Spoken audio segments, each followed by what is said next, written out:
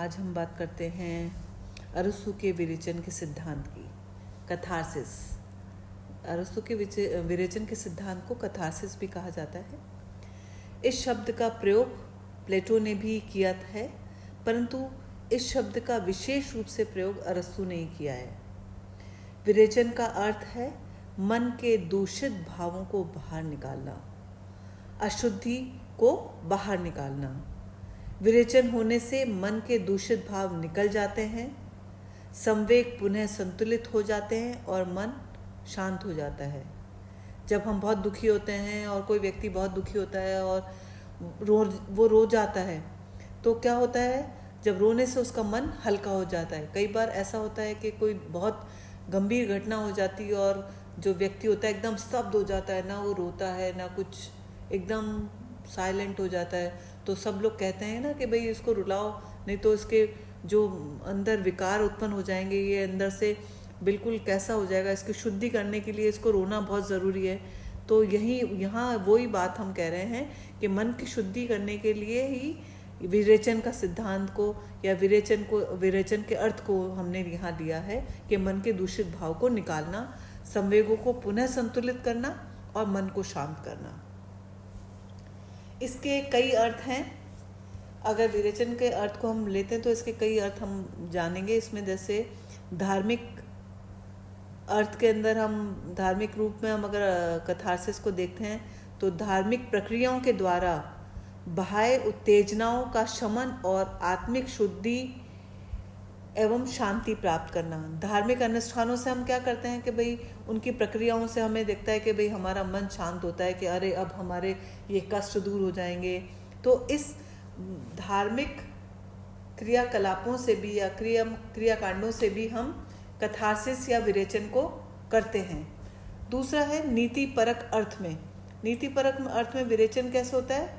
मनोविकारों के उत्पन्न होने के बाद उद्वेग, विषाद, दुख, चिंता का शमन हो जाता है। जब हम एकदम हमारे मनोविकार एकदम उत्पन्न होते हैं तो मन एकदम से जब रोने लगता है, बहुत हम चिल्लाते हैं, गुस्सा करते हैं, उसके बाद एकदम मन कैसा होता है? बिल्कुल शांत हो जाता है। यह उससे प्राप्त मानसिक विश्रांति है, मेंटल रिलैक्सेशन है। जब हमारा एकदम ये सब हम गुस्सा कर लेते हैं, किसी पे गुस्सा आता है बहुत ज़्यादा, हमें दुख होता है तो बहुत रो लेते हैं, उसके बाद में हमें क्या होता है? एकदम मेंटल पीस लगता है, रिलैक्स लगता है। ऐसे मनोविकार दो हैं। कैसे? एक तो भय तथा पीड़ा, जिनका रेचन संभव है। डर होता है, हमें डर लगता है, उसका मन में लगता है कि आज अंधेरे में मुझे जाने से बहुत डर लगता है, तो मैं अंधेरे में अगर मैं जाऊंगा तो डर जाऊंगा। लेकिन जब हम उसके अंदर किसी के साथ चले जाते हैं, दृढ़ निश्चय करके आगे चले जाते हैं और वहाँ जाके कैंडल जलाते हैं, लाइट जलाते हैं, या हमारे साथ कोई होता है, तो उस समय जो हमारा डर था वो निकल जाता है, तो वो हमारा डर का विरेचन होता है। तो इसीलिए वो कह रहा है कि मनोविकार दो प्रकार के होते हैं, भय और पीड़ा। इन दोनों का रेचन संभव है। तो ये नीति परक अर्थ में हुआ विरेचन।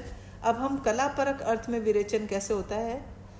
प्रोफेसर ब्रूचर अरस्तू के व्याख्याकार थे। उन्होंने विरेचन एक कला सिद्धांत माना। सौंदर्यानुभूति कलाकार और दर्शक दोनों को ही प्राप्त होती है।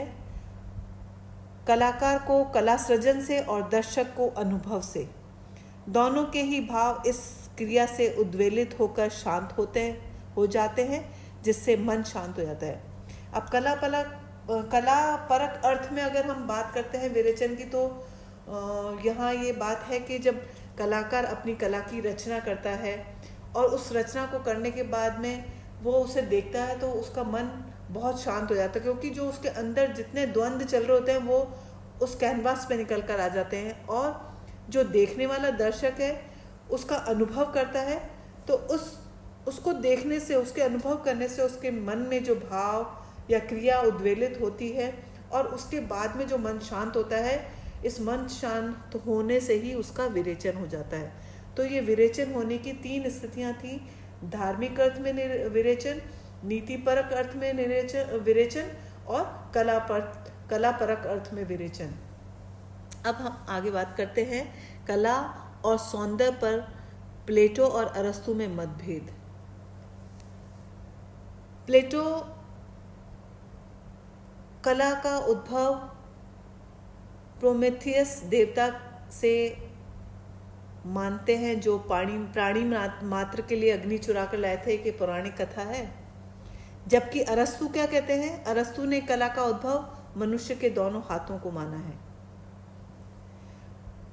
दूसरा, प्लेटो परम सौंदर्य तत्व को स्वीकार करते हैं, जो सारे सौंदर्य की प्राथमिक स्रोत है, जबकि अरस्तु किसी प्राथमिक सौंदर्य स्रोत को स्वीकार नहीं करते हैं।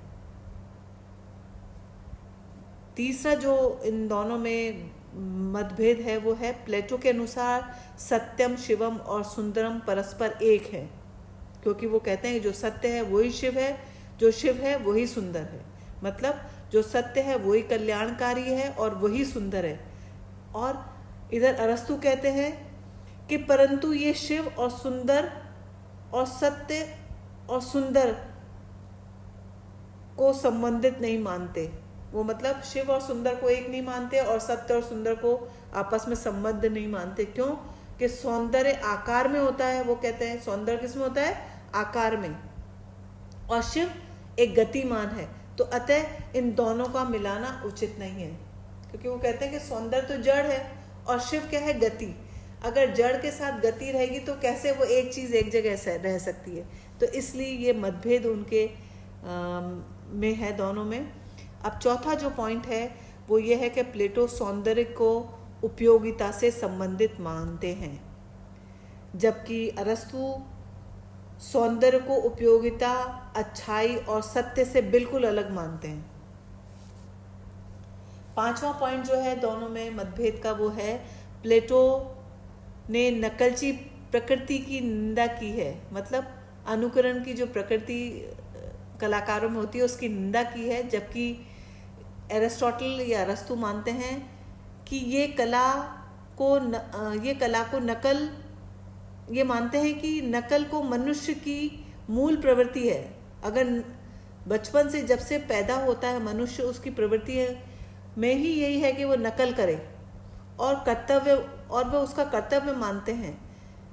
इसके अनुसार अनुकरण बुरा नहीं है। जब हमारे मूल प्रवृत्ति ही अनुकरण करना है, बचपन से हम कुछ सीखते हैं तो कैसे सीखते हैं? अनुकरण करके, और ये हमारा कर्तव्य भी मानते हैं वो, तो फिर ये अनुकरण करना बुरा कैसे हुआ? अरस्तु का ये मानना था। छठा पॉइंट जो है वो है, प्लेटो कला व कलाकार को दैवीय उन्माद मानते हैं। वो ऐसा मानते हैं कि दैविक कोई एक उन्माद है, उसके कारण ये कला और कलाकार हैं। जबकि अरस्तु का मानना है, इनके अनुसार कला उन्माद नहीं होता, ये एक सुनियोजित क्रिया है जो कलाकार के हृदय से या उनके मनोभाव से या उसकी कल्पना के साथ मिलकर सुनियोजित तरीके से क्रियान्वित होती है। सातवां और अंतिम जो तथ्य है वो ये है कि प्लेटो का दृष्टिकोण समन्वयवादी संश्लेषण का मत था, जबकि अरस्तु का जो दृष्टिकोण था वो अधिक बुद्धिवादी और विश्लेषणात्मक था। ये हमेशा हर चीज़ को बुद्धिवता से और विश्लेषणात्मक तरीके से सोचते थे, क्योंकि ये उनको विरासत में मिला था। उनके पिता एक वैद्य थे, तो वो हमेशा हर चीज़ को नियम अनुसार और क्या कहना चाहिए कि प्रयोगात्मक रूप में देखते थे। तो जब तक किसी चीज़ का विश्लेषण नहीं कर लेते थे, उसके तथ्य को सत्य नहीं मानते थे। तो यहाँ जो अरस्तु का दृष्टिकोण था वो अधिक वैज्ञानिक था। इसलिए इस आधार पर हम कहते हैं कि उन दोनों के विचारों में बहुत मतभेद थे, जिसके कारण इनमें विचारों का मतभेद रहा। आज की वार्ता या आज का व्याख्यान यहीं तक होता है। अगले कक्षा में फिर आपसे बात करेंगे आगे अरस्तु के बारे में। तो आज के लिए यहीं तक समाप्ति करते हैं। शुक्रिया, बाय।